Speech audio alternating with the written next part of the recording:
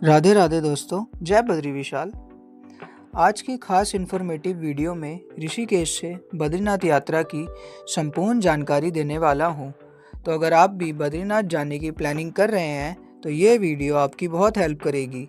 इस वीडियो में बात करेंगे आप यहाँ से बद्रीनाथ तक कैसे पहुँचेंगे, आप कौन कौन से माध्यमों से बद्रीनाथ जा सकते हैं, बस, शेयरिंग टैक्सी और प्राइवेट टैक्सी का क्या किराया रहता है, रोड की कंडीशंस कैसी है, रास्ते में कौन कौन से प्रमुख स्थान पड़ते हैं और रास्ते में खाने पीने की व्यवस्था कहाँ पर होती है और आप इस पावन यात्रा को कितने घंटे में पूरा कर लेंगे। तो यात्रा की A to Z इन्फॉर्मेशन के लिए वीडियो को एक बार पूरा ज़रूर देखिए। तो चलिए एक बार शुरू से शुरू करते हैं और जानते हैं आप यहाँ से बद्रीनाथ तक कैसे पहुँचेंगे। दोस्तों, ये पावन यात्रा हरिद्वार और ऋषिकेश से शुरू होती है। दोस्तों, ऋषिकेश बस स्टैंड से बद्रीनाथ के लिए बस सुबह 4 बजे से ही मिलना स्टार्ट हो जाती है, जो सुबह के 10 से 11 बजे तक ही मिलती है। तो आप जितना जल्दी ऋषिकेश पहुंचेंगे आपको उतना ही रास्ते में कम जाम मिलेगा और आप टाइम से बद्रीनाथ पहुंच जाएंगे। ऋषिकेश से बद्रीनाथ की दूरी 285 किलोमीटर रहती है। इस यात्रा में आपको 5 पवित्र प्रयागों के दर्शन भी होंगे।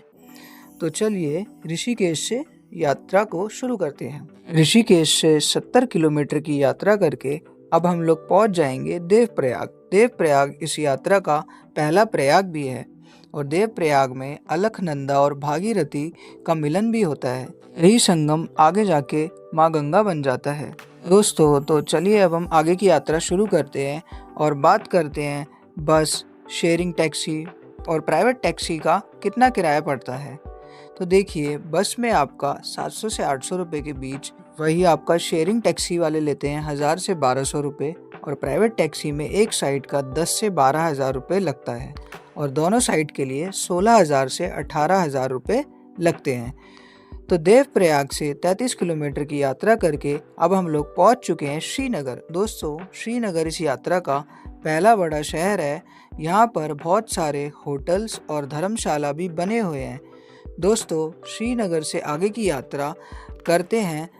तो दोस्तों, श्रीनगर से 14 किलोमीटर की यात्रा करके हम लोग पहुंच जाते हैं माँ धारा देवी मंदिर, जो एक प्राचीन और अलौकिक मंदिर है जो अलकनंदा और भागीरथी नदी के बीच में स्थापित है। माँ धारा देवी को 4 धाम यात्रा का रक्षक भी कहते हैं। दोस्तों, अगर आप खुद की कार से जाते हैं या प्राइवेट टैक्सी से जाते हैं तो रास्ते में जितने भी प्रमुख स्थान और मंदिर आते हैं आप कुछ देर के लिए रुककर दर्शन भी कर सकते हैं। तो दोस्तों, आगे की यात्रा शुरू करते हुए ऋषिकेश से 135 किलोमीटर की यात्रा करके अब हम लोग पहुंच गए हैं रुद्रप्रयाग। दोस्तों, रुद्रप्रयाग एक बड़ा शहर होने के साथ साथ यात्रा का एक प्रमुख जिला भी है। रुद्रप्रयाग इस यात्रा का दूसरा प्रयाग भी है। दोस्तों, रुद्रप्रयाग में केदारनाथ शाही मंदाकिनी और बद्रीनाथ शाही अलकनंदा का पवित्र संगम भी देख सकते हैं।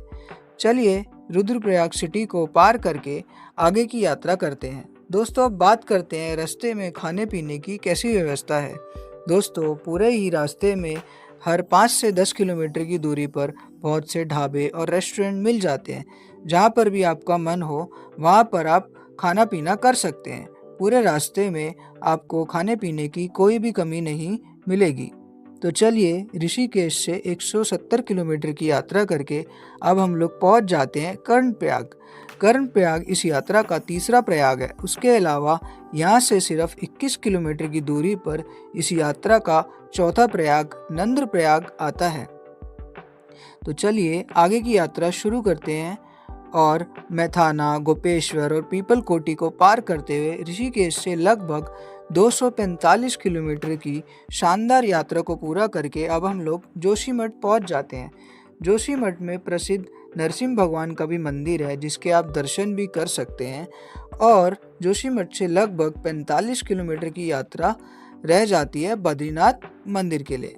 जोशीमठ से 10 किलोमीटर की दूरी पर विष्णु प्रयाग पड़ता है, जो कि इस यात्रा का अंतिम प्रयाग है।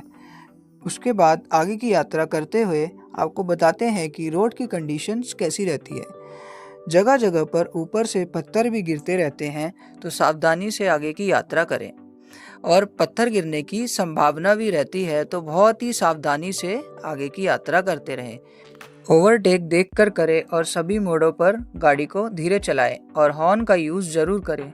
तो दोस्तों अब हम आगे बढ़ते हैं। विष्णुप्रयाग से लगभग 12 किलोमीटर की दूरी पर इस यात्रा का अंतिम स्टॉपेज गोविंद घाट पड़ता है। दोस्तों गोविंद घाट से वैली ऑफ फ्लावर्स और हेमकुंड साहिब के लिए रास्ता जाते हैं।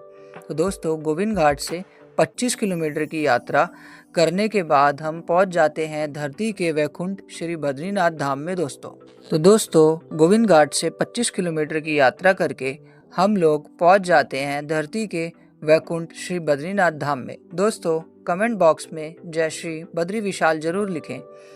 बसेस आपको बद्रीनाथ बस स्टैंड पर ड्रॉप कर देते हैं और यहाँ से मंदिर की दूरी मात्र 1 किलोमीटर रह जाती है। दोस्तों आपको बद्रीनाथ से माना विलेज की संपूर्ण जानकारी आपको मेरी नेक्स्ट वीडियो में ज़रूर मिलेगी और वीडियो को देखने के बाद चैनल को सब्सक्राइब ज़रूर करें।